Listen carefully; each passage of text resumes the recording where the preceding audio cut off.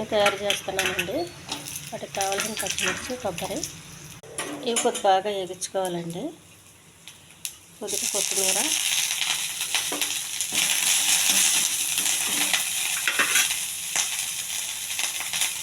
కొద్దిగా చింతపండు,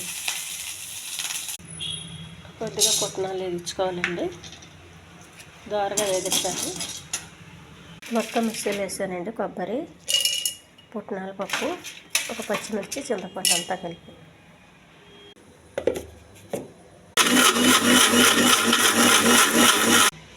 చట్నీ రెడీ అయిందండి. ఈ చట్నీకి తాలింపు వేసుకోవాలి. తాలింపు వేయకపోతే బాగోదండి. చట్నీకి తాలింపు అండి. కొద్దిగా శనగపప్పు, కొంచెం మినపప్పు,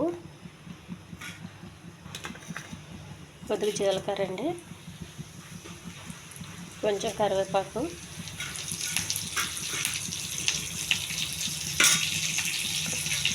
కొద్దిగా ఎండుమిర్చి. ఈ ఛానల్ నచ్చితే సబ్స్క్రైబ్ చేయండి, షేర్ చేయండి, లైక్ చేయండి.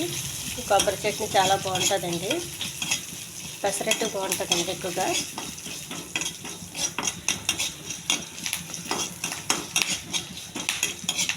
పెసరట్టుకి మనం ఉల్లిపాయ, పచ్చిమిర్చి, జీలకర్ర ఇవన్నీ వేసుకొని చేస్తాం కదండి. చేసినప్పుడు చట్నీ నంచుకు తింటే చాలా రుచిగా ఉంటుంది.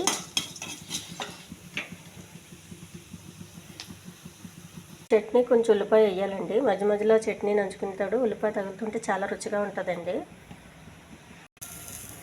కొబ్బరి చట్నీ రెడీ అయిందండి.